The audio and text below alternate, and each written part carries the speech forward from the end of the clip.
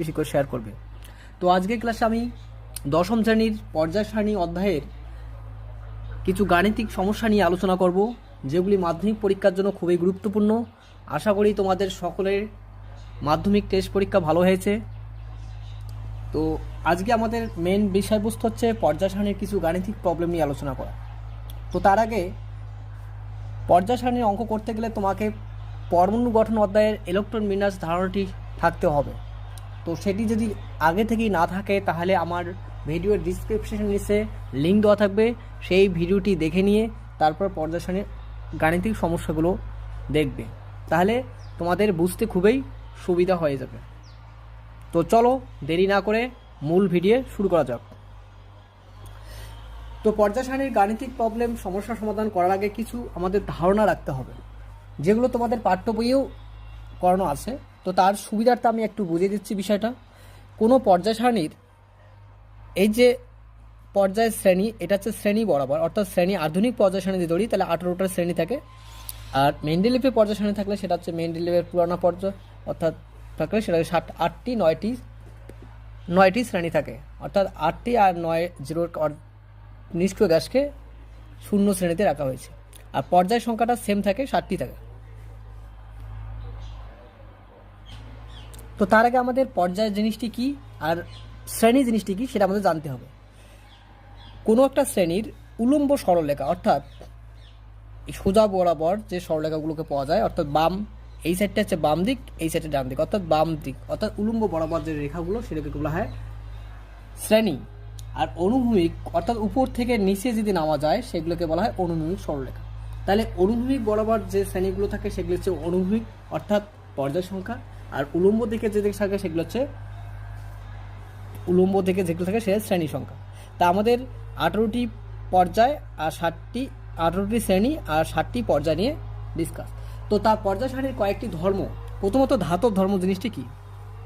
ধাতব ধর্ম পর্যায় সারণীর বাম থেকে ডান দিকে গেলে কমতে থাকে, অর্থাৎ কোনো পর্যায় সারণীতে দ্বিতীয় পর্যায়ে থাকে সেই মৌলটা যদি আস্তে আস্তে আস্তে আস্তে 18 বা 17 15 অংশ আস্তে দিকে যাচ্ছে, তাহলে সেটা কি হবে? কমতে থাকবে, ধাতুর ধর্মটা আস্তে আস্তে কমতে থাকবে। আবার শ্রেণী বরাবর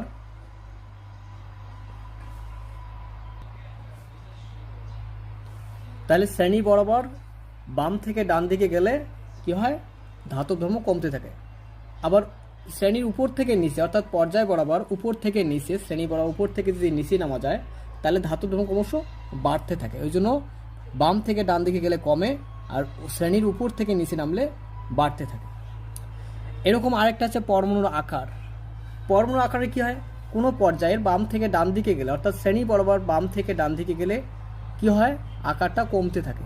এবার শ্রেণী বরাবর উপর থেকে নিচে, অর্থাৎ পর্যায় বরাবর যদি আমরা নিচে নামতে থাকি তাহলে আস্তে আস্তে বাড়তে থাকে। যত পর্যায় সংখ্যা বাড়বে তত ওর আকার বৃদ্ধি পেতে থাকবে। কিন্তু ব্যতিক্রম হচ্ছে নিষ্ক্রিয় গ্যাসের ক্ষেত্রে। নিষ্ক্রিয় গ্যাসের ক্ষেত্রে বৃদ্ধি পায়। কি হয়? বাম থেকে ডান দিকে গেলে শ্রেণী বরাবর যদি বাম থেকে ডান দিকে যায় তাহলে বৃদ্ধি পায়। তো নেক্সট হচ্ছে, তাহলে পরমাণু আকার বাম থেকে ডান দিকে গেলে, কোনো পর্যায়ে বাম থেকে ডান দিকে গেলে কি হয়? কমে যায়। কি ব্যতিক্রম হচ্ছে নিষ্ক্রিয় গ্যাসের ক্ষেত্রে বৃদ্ধি পায়। আর কোনো শ্রেণীর উপর থেকে নিচে নামলে আস্তে আস্তে কি হয়? বাড়তে থাকে। বিজারণ ক্ষমতা কি হচ্ছে? বিজারণ ক্ষমতা কোনো পর্যায়ে বাম থেকে ডান দিকে গেলে কমে, আবার শ্রেণী বরাবর উপর থেকে নিচে নামলে তাহলে সেটার ক্ষেত্রে বিজারণ ক্ষমতা বাড়ে। অপরাধর্মিতা আর আয়নন বিভব। অপরাধর্মিতার আরেক নাম হচ্ছে তড়িৎ ঋণাকতা। এই দুইটার ক্ষেত্রে সেম। কি? কোনো পর্যায়ের বাম থেকে ডান দিকে গেলে অপরাধর্মিতা আস্তে আস্তে বাড়তে থাকে, কিন্তু অপরাধর্মিতা যখন কোনো শ্রেণী বরাবর উপর থেকে নিচে নামে তখন আস্তে আস্তে কমতে থাকে। জারণ ক্ষমতা বাম থেকে ডান দিকে গেলে বাড়ে, উপর থেকে নিচে গেলে কমতে থাকে। তোমরা এটা নোট আকারে খাতার মধ্যে লিখে মুখস্থ করে নেবে, তাহলে অঙ্কগুলোর ক্ষেত্রে আরও বেশি সুবিধা হবে। তো আর এটা মুখস্থ করলে তোমাদের কিছু কিছু 2 নম্বরের কোশ্চেনও রেডি হয়ে যাবে। 2 নম্বরের কোশ্চেন কীরকম হবে? প্রশ্ন থাকলে হয়তো পর্যায় সারণীতে পরমাণুর আকার কীভাবে পরিবর্তিত হয়, তখন তুমি অ্যান্সার লিখবে পর্যায় বরাবর কোনো পর্যায় বরাবর বাম থেকে ডান দিকে গেলে পরমাণুর আকার কী হয়? ক্রমশ কমতে থাকে। ব্যতিক্রম নিষ্ক্রিয় গ্যাসের ক্ষেত্রে বৃদ্ধি পায়। আর শ্রেণী বরাবর কী হবে, কোনো শ্রেণীর উপর থেকে যখন নিচে নামবো তখন কি হবে, বৃদ্ধি পাবে, মানে বাড়তে থাকবে পরমাণু আকার। ঠিক এরকম কোনো পর্যায় শ্রেণীর অপরাধর্মিতা কীভাবে পরিবর্তিত হবে, এরকম একটা কোশ্চেন হয়তো 2 নম্বরে দিল, তখন তুমি অ্যান্সার লিখবে কোনো পর্যায়ের বাম থেকে ডান দিকে গেলে কী হয়, পরমাণু অপরাধর্মিতা আস্তে আস্তে বাড়তে থাকে, আর উপর থেকে নিচে কোনো শ্রেণীর উপর থেকে নিচে জমে গেলে অপরাধর্মিতা কমতে থাকে। তো এইরকম করে কোশ্চেন তৈরি হবে। একদিকে তোমাদের 2 নম্বরের কোশ্চেন রেডি হয়ে যাবে, তার সাথে সাথে আমাদের অঙ্কে এই কনসেপ্টগুলো কাজে লাগবে। তো তোমরা এক ঝলকে এটা দেখে নাও, এটা খাতায় নোট আকারে তুলে নিয়ে মুখস্থ করবে। তো আমাদের এবার মেইন সমস্যা প্রবলেমগুলো নিয়ে আলোচনা করা যাক। তো প্রবলেম নম্বর 1, সোডিয়াম Na23 হচ্ছে ভর সংখ্যা, পারমাণবিক সংখ্যা বা ইলেকট্রন সংখ্যা 11। মৌলটির পর্যায় সারণীতে অবস্থান নির্ণয় করতে বলছে। তো এই মৌলটির পর্যায় সারণীতে অবস্থান কোথায়, অবস্থান 2 রকম, একটা আধুনিক পর্যায় সারণী আর মেন্ডেলিফের প্রাথমিক পর্যায় সারণী যেটা সেটা। এক্ষেত্রে আমরা কী কী পারবো, যোজ্যতা কত সেটা বের করতে পারবে, এবার কোন পর্যায় এবং কোন শ্রেণীতে অবস্থা সেটা আমরা বের করবো। তো এটা করতে গেলে আমাদের ছোট ক্লাসে ক্লাস 9ম শ্রেণীতেও আছে পরমাণু গঠন, 7এও আছে, 8এও আছে। তো ইলেকট্রন বিন্যাসটা সাধারণ ধারণাটা একটু একটু জেনে নাও। ইলেকট্রন বিন্যাসের 4টে কক্ষপথ K, L, M, N। এক্ষেত্রে 2n² সম্পর্ক অনুসারে ইলেকট্রনগুলো এখানে রাখা হয়, অর্থাৎ কে কক্ষে 2টো থাকে, বাদ বাকি সব কক্ষে 8টে করে ইলেকট্রন থাকবে। তো আমাদের কোনো একটা পরমাণুর এই যে নিচের দিকে যে সংখ্যাটা, সেই সংখ্যাটাকে বলা হয় ইলেকট্রন সংখ্যা, আর এটা হচ্ছে প্রোটন সংখ্যা হয়, এটাকে বলা হয় পরমাণু সংখ্যাও বলা হয় নিচের সংখ্যাটা, আর উপরে যে সংখ্যাটা থাকে সেটাকে বলা হয় ভর সংখ্যা। এবার নিউটন সংখ্যা যদিও আমাদের এখানে দরকার নেই, তবে নিউটন সংখ্যাটা বের করতে হয় পরমাণুর কণা হিসেবে। নিউটন সংখ্যা হচ্ছে উপরের ভর সংখ্যার থেকে পরমাণুর সংখ্যাটা মাইনাস করলে যেটা হয় সেটা হচ্ছে নিউটন সংখ্যা। এইভাবে নিউটন সংখ্যা বের করতে হয়। তো আমাদের এখানে আলোচ্য বিষয় হচ্ছে ইলেকট্রন সংখ্যা নিয়ে। তো আমাদের কোনো একটা পরমাণুর নিচের দিকে যে সংখ্যাটা থাকবে, ভর সংখ্যার নিচে যে সংখ্যাটা থাকবে সেটা হচ্ছে তোমার ইলেকট্রন সংখ্যা বা প্রোটন সংখ্যা বা পারমাণবিক সংখ্যা। এই সংখ্যাটা নিয়ে আমরা ইলেকট্রন বিন্যাস করব। তো 11টা ইলেকট্রন আছে, তাহলে ইলেকট্রন সংখ্যা কত,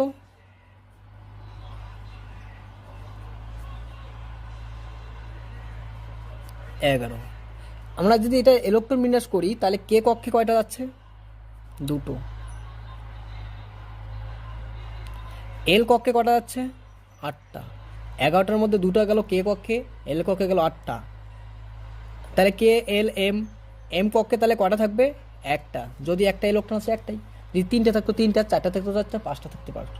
তাহলে 11টা মিল হয়ে গেছে, 2 8 2 10 11। তা আমাদের দেখতে হবে কক্ষপথ কয়টা লাগলো, 11টার ইলেকট্রন বিন্যাস করতে গেলে কয়টা ইলেকট্রন লাগলো, না কয়টা কক্ষপথ লাগলো, 1টা 2টো 3টা। তাহলে এখানে আমাদের কয়টা কক্ষপথ, 3টা কক্ষপথ। মনে রাখবে, কি মনে রাখতে হবে, দেখতে হবে যতগুলো কক্ষপথ সংখ্যা ঠিক ততটা হচ্ছে পর্যায় সংখ্যা। মনে রাখবে, যতটা কক্ষপথ সংখ্যা থাকবে ইলেকট্রন বিন্যাস করতে সেটাই হচ্ছে পর্যায় সংখ্যা। আর সর্বশেষ কক্ষপথে যতটা ইলেকট্রন থাকে সেটা হচ্ছে শ্রেণী সংখ্যা। খুব ভালো করে এটা মনে রাখতে হবে। তাহলে এখানে কক্ষপথ হচ্ছে 3টা, 1 2 3, আর সর্বশেষ কক্ষপথে 1টা ইলেকট্রন। তাহলে এইটার থেকে আমাদের মৌলটা পর্যায় সারণীতে কোথায় অবস্থান করে সেটা আমরা জানতে পারবো। তাহলে মৌলটা হচ্ছে কয়টা কক্ষপথ, 3য় পর্যায় আর প্রথম শ্রেণীতে অবস্থিত। তাহলে সে অ্যান্সার কি লিখব, মৌলটি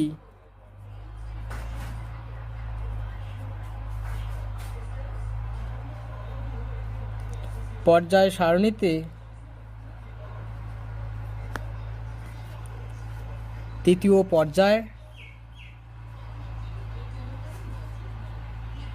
প্রথম শ্রেণীতে অবস্থিত। বোঝা গেল, 3য় পর্যায় প্রথম শ্রেণীতে অবস্থিত। তাহলে তুমি পরীক্ষায় কি লিখবে হচ্ছে প্রথমে ইলেকট্রন বিন্যাস করবে। ইলেকট্রন বিন্যাস কে কক্ষে 2টা, এল কক্ষে 8টা, এম কক্ষে 1টা। তাহলে সুতরাং দেখবে কয়টা কক্ষপথ আছে, কক্ষপথ যতটা পর্যায়, তাহলে কক্ষপথ আছে 3টা, তাহলে 3য় পর্যায়। আর সর্বশেষ কক্ষে যতটা ইলেকট্রন থাকবে সেটা হচ্ছে শ্রেণী সংখ্যা। বোঝা গেল? এবার যদি আধুনিক বা দীর্ঘ পর্যায় সারণী বলতো তাহলে হচ্ছে কত হতো, এটাও প্রথম শ্রেণীতেই হতো। যদি দীর্ঘ পর্যায় সারণীতে বলতো তাহলে প্রথম শ্রেণীতেই অবস্থিত হতো। যদি কক্ষপথের শেষ কক্ষে অর্থাৎ 13টা যার ইলেকট্রন থাকবে, যদি শেষ কক্ষে কক্ষপথ ইলেকট্রন বিন্যাস করে কক্ষে 2টা, এল কক্ষে 8টা, এম কক্ষে 3টা, এই শেষ কক্ষপথে যদি ইলেকট্রন সংখ্যা 1 অথবা 2 হয়, 1 অথবা 2 যদি হয় তাহলে সেক্ষেত্রে 1 হলে প্রথম শ্রেণীতে, 2 হলে দ্বিতীয় শ্রেণীতে অবস্থিত। তাহলে সেটা হিসেবে যাদের শেষ কক্ষে 3টে থাকবে তাহলে তৃতীয় শ্রেণীতে থাকার কথা আধুনিক পর্যায় সারণীতে, কিন্তু সেটা হবে না। যখন 2-এর থেকে বেশি হবে, 2 থেকে যত 8 অবধি যে সংখ্যাগুলো হবে সবার সঙ্গে 10 যোগ ওই সংখ্যাটা করতে হবে। তাহলে 3 থাকলে 10 যোগ 3 তার মানে 13 নং শ্রেণীতে অবস্থিত। যার শেষে 4 থাকবে তাহলে 10 যোগ 4 14 নং শ্রেণীতে। যার শেষে 5 থাকবে 10 যোগ 5 অর্থাৎ 15 নং শ্রেণীতে অবস্থিত। কিন্তু পর্যায় সংখ্যাটা সেম থাকবে, যতটা কক্ষপথ ততটাই পর্যায় সংখ্যা। তো এইটুক মনোযোগ সহে নোট আকারে খাতায় লিখে রাখবে। তো আমাদের নেক্সট কোশ্চেন আসা যাক। তো এরপরে এখানে বলছে যোজ্যতা কত। ভালো করে মনে রাখবে, একটা পরমাণুর ইলেকট্রন বিন্যাস করার পর সর্বশেষ কক্ষে যতটা ইলেকট্রন থাকে সেটাই ওর যোজ্যতা। এবার যোজ্যতাটা যদি 5-এর কম সংখ্যা হয় তাহলে সেই সংখ্যাটাই হবে, আর 5 থেকে 5-এর বেশি হলে সেটা 8-এর থেকে মাইনাস হবে। তো এখানে যেহেতু 1 আছে তাহলে যোজ্যতা ওর একই হবে, তাহলে এর যোজ্যতা কত হবে? এর যোজ্যতা হবে 1। যদি এর শেষে কক্ষপথে 7টা থাকতো তাহলে যোজ্যতা কত হতো? তখন 7টা থাকলে এর যোজ্যতা তখন হতো কত হতো? কি বললাম, 8 বিয়োগ 7, তাহলে 1 হতো। যদি 5টা থাকতো তাহলে কি করতাম? তাহলে 8 বিয়োগ 5 3 হতো। যদি কক্ষপথের শেষে 6টা থাকতো তাহলে কি হতো যোজ্যতা? তাহলে 8 বিয়োগ 6 সমান 2টা। আর যদি শেষে 4টা থাকে তাহলে 4টাই ওর যোজ্যতা। শেষে 3 থাকলে 3 হচ্ছে ওর যোজ্যতা, 1 থাকলে 1 যোজ্যতা, 2 থাকলে 2 যোজ্যতা। 1 থেকে 4 অবধি যে সংখ্যাগুলো হবে সেটাই তার যোজ্যতা। আর যখন 4 থেকে 5-এর থেকে শুরু করে 8 অবধি যে সংখ্যাগুলো হবে সেই সংখ্যা 8-এর থেকে সেই সংখ্যাটা মাইনাস করতে হবে। এইটুক মনে রাখতে হবে। তো নেক্সট কোশ্চেন নাম্বার 2 বলছে এ, বি ও সি মৌলগুলির পারমাণবিক সংখ্যা হলো যথাক্রমে 6, 8, 10। সি মৌল একটি নিষ্ক্রিয় মৌল। 1 নম্বর প্রশ্নে বলছে কোন মৌলটির অপরাধর্মিতা সবচেয়ে বেশি? কোন মৌলটির পরমাণু আকার সবচেয়ে কম? 3 নম্বর বলছে বি মৌলটি মেন্ডেলিফের পর্যায় সারণীর কোন শ্রেণীতে অবস্থিত? তো এই প্রশ্নটা করার আগে আমাদের দুটা জিনিস জানতে হবে, অপরাধর্মিতা জিনিসটা কি, আর পরমাণু আকার সবচেয়ে কম পরমাণু আকার। তাহলে মেন্ডেলিফের পর্যায় সারণীতে আমরা কি একটু আগে দেখলাম? মেন্ডেলিফের পর্যায় সারণীতে আমরা একটু আগে দেখছিলাম কোনো পর্যায়ের বাম থেকে ডান দিকে গেলে কি হয়? অপরাধর্মিতা বাড়ে, আর উপর থেকে কোনো শ্রেণীর উপর থেকে নিচে নেমে অপরাধর্মিতা কমতে থাকে। আর পরমাণু আকার কি হয়? পরমাণু আকার কোনো পর্যায়ে বাম থেকে ডান দিকে গেলে কি হয়? কমে, উপর থেকে নিচে গেলে বৃদ্ধি পায়। তাই এবার দেখি কোন কোন মৌল কোন পর্যায় বা কোন শ্রেণীতে অবস্থিত সেটা আগে অবস্থানগুলো বের করে নেই। তার জন্য আমাদের কি করতে হবে? 3টা মৌলের ইলেকট্রন বিন্যাস করতে হবে। ওই জন্য ইলেকট্রন বিন্যাসটা ভালো করে শিখতে হবে। তো যারা শেখো নাই তার জন্য আমি এই ইলেকট্রন বিন্যাস শেখার জন্য একটা যে ভিডিও আছে সেই ভিডিওটি ডিসক্রিপশন লিঙ্কে দেবো, তোমার পুরো ভিডিওটা দেখে তারপর এই চ্যাপ্টার অঙ্কগুলো করবে। তো এ, বি, সি এই 3টা মৌলের ইলেকট্রন বিন্যাস করবো। তাহলে এর ইলেকট্রন সংখ্যা কত আছে? 6। বির কত আছে? বির আছে 8, আর সি কত আছে? 10। এই 3টার সংখ্যার আমরা কি করব? ইলেকট্রন বিন্যাস করব। তাহলে 6 আছে, তাহলে উপরে কক্ষপথগুলো লিখি কে, এল, এম, এন। তাহলে কে কক্ষে 6 আছে তাহলে 2টা দাও, এল কক্ষে কয়টা? 4টা, তাহলে 6 মিল হলো। বি আছে 8টা, তাহলে কে কক্ষে 2টা দাও, এল কক্ষে 8 দাও, সরি 6 হবে কারণ 8টা আছে, 2 আর 6। এখানে 2 দাও, এখানে 8 দাও, এম কক্ষে 2 দাও। তাহলে দেখা যাচ্ছে এ আর বি 2টা কক্ষপথ, সির হচ্ছে 3টা কক্ষপথ। আবার কি বলছে? সি মৌলটা নিষ্ক্রিয় মৌল। নিষ্ক্রিয় মৌল কাদের বলে? যাদের ইলেকট্রন বিন্যাস পরে সর্বশেষ কক্ষপথটা পূর্ণ থাকে। তাহলে দেখো সি মৌলটার কক্ষপথটি এই 2 কক্ষপথ হবে। 10টা আছে 2 8, তাহলে সি কক্ষপথটি পূর্ণ আছে, 8টা ইলেকট্রন থাকে, 8টাই আছে, তাহলে কক্ষপথটি পূর্ণ আছে, তাই এটা নিষ্ক্রিয় মৌল আর রাসায়নিক বিক্রিয়ায় অংশগ্রহণ করে না। তাহলে প্রত্যেকটা মৌলই দ্বিতীয় কক্ষপথ, অর্থাৎ প্রত্যেকটায় 2টি করে কক্ষপথ আছে। তাহলে পর্যায় সংখ্যা কত? 2। প্রথমটা আছে কোন পর্যায়ে আছে? দ্বিতীয় পর্যায়ে 4র্থ শ্রেণী, দ্বিতীয় পর্যায়ে 6ষ্ঠ শ্রেণী, আর দ্বিতীয় পর্যায়ে এই পর্যায় যেটা নিষ্ক্রিয় মৌল আছে সেগুলো 0 শ্রেণীতে অবস্থিত। তাহলে এই মৌলটি দ্বিতীয় পর্যায়ে 4র্থ শ্রেণীতে অবস্থিত। দেখো কক্ষপথ কয়টা আছে? 2টো আছে দ্বিতীয় পর্যায়ে, লাস্টে 4টে আছে 4র্থ শ্রেণী। বি মৌলটি দ্বিতীয় পর্যায়ে 6ষ্ঠ শ্রেণীতে অবস্থিত। সি মৌলটি দ্বিতীয় পর্যায়ে, মনে রাখবে কক্ষপথ পূর্ণ থাকলে সেটা হচ্ছে নিষ্ক্রিয় মৌল, আর নিষ্ক্রিয় মৌলগুলো 0 শ্রেণীতে রাখা হয়েছে, ওই জন্য দ্বিতীয় পর্যায়ে 0 শ্রেণীতে অবস্থিত। অনেকে 8ম শ্রেণী লিখবে, এখানে 8ম শ্রেণী হয় না, 0 শ্রেণী, এটা ভালো করে মনে রাখতে হবে।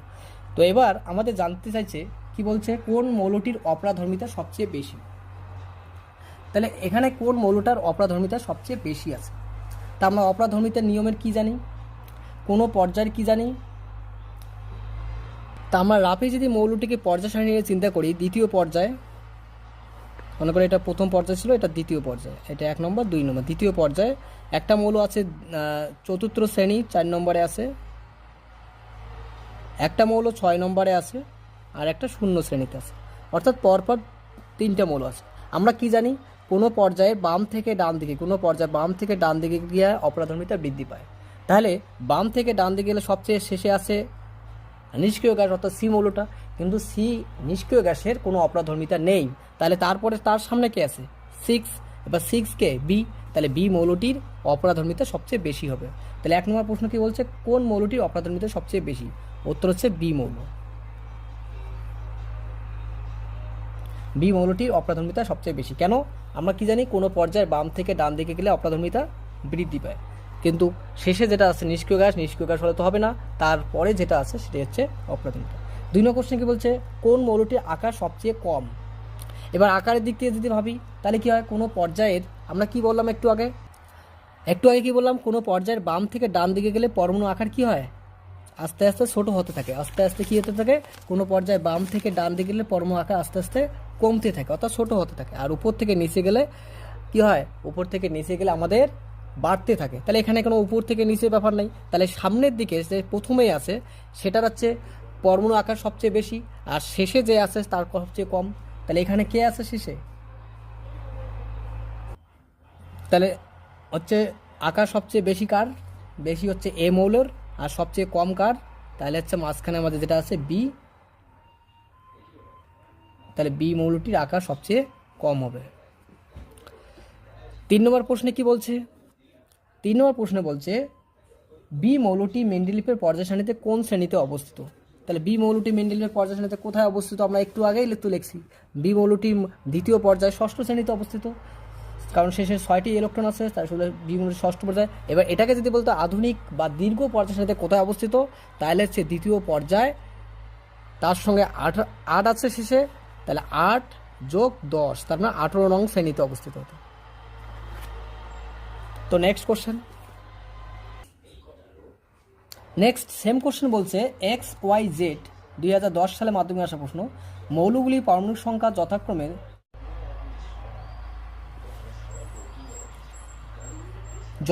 7, 10, 11। দীর্ঘ পর্যায় সারণীতে ওয়াই মৌলটির অবস্থান কোন শ্রেণীতে, এদের মধ্যে কোনটি অপরাধর্মিতা সবচেয়ে বেশি। তো সেম কোশ্চেন, আমাদের প্রথম কাজ হচ্ছে XYZ এর ইলেকট্রন বিন্যাস করা। X এর কত আছে?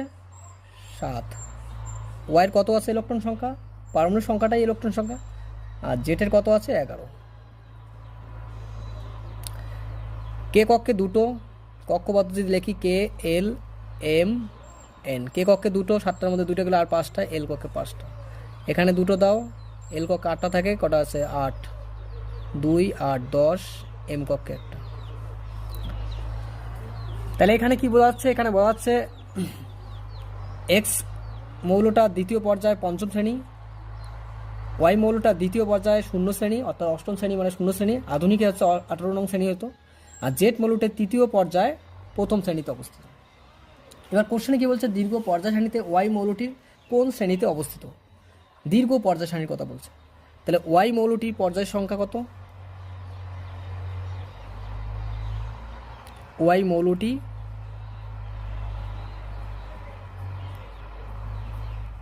দীর্ঘ পর্যায় সারণী,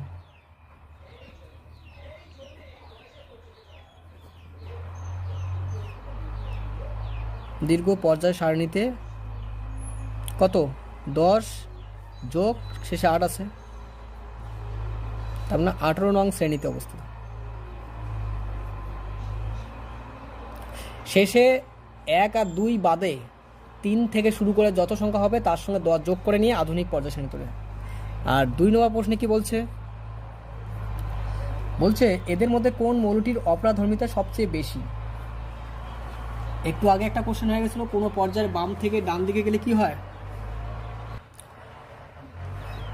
কোনো পর্যায়ের বাম থেকে ডান দিকে গেলে কি হয়? অপরাধর্মিতা বৃদ্ধি পায় কোনো পর্যায়ের বাম থেকে ডান দিকে গেলে, আর উপর থেকে নিচে নামলে কমতে থাকে। তাহলে সবচেয়ে বাম দিকে কে আছে? ওয়াই মৌলটি। তাহলে বলছে এদের মধ্যে কোনটির অপরাধর্মিতা সবচেয়ে বেশি? আমরা কি জানি, কোনো পর্যায়ে বাম থেকে ডান দিকে গেলে বৃদ্ধি পায়, আর কোনো শ্রেণীর উপর থেকে নিচে নামলে অপরাধর্মিতা হ্রাস পায়। তাহলে বাম থেকে ডান দিকে গেলে, অর্থাৎ আমরা যে রাপে হিসাব করি জিনিসটা, একটা মৌলের পর্যায়ে দ্বিতীয় পর্যায়ে আছে কে? পঞ্চম শ্রেণীতে আছে একজন, আর একটা শূন্য শ্রেণীতে আছে। তাহলে এক্স আছে পঞ্চম, শূন্য শ্রেণীতে আছে ওয়াই, এবার তার নিচে আছে জেড, অর্থাৎ উপর থেকে নিচে নামলে।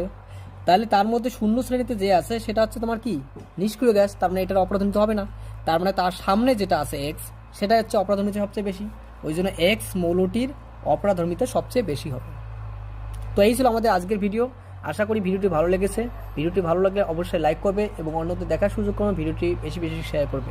তো তোমরা পুরো ভিডিওটি দেখতে থাকো এবং আমাদের চ্যানেলটি সাবস্ক্রাইব করো এবং অন্যদের দেখার সুযোগ করার জন্য ভিডিওটি শেয়ার করে দাও। এবং কিছুদিনের মধ্যে টেস্ট পেপার সলভ নিয়ে আলোচনা করব। Thank you.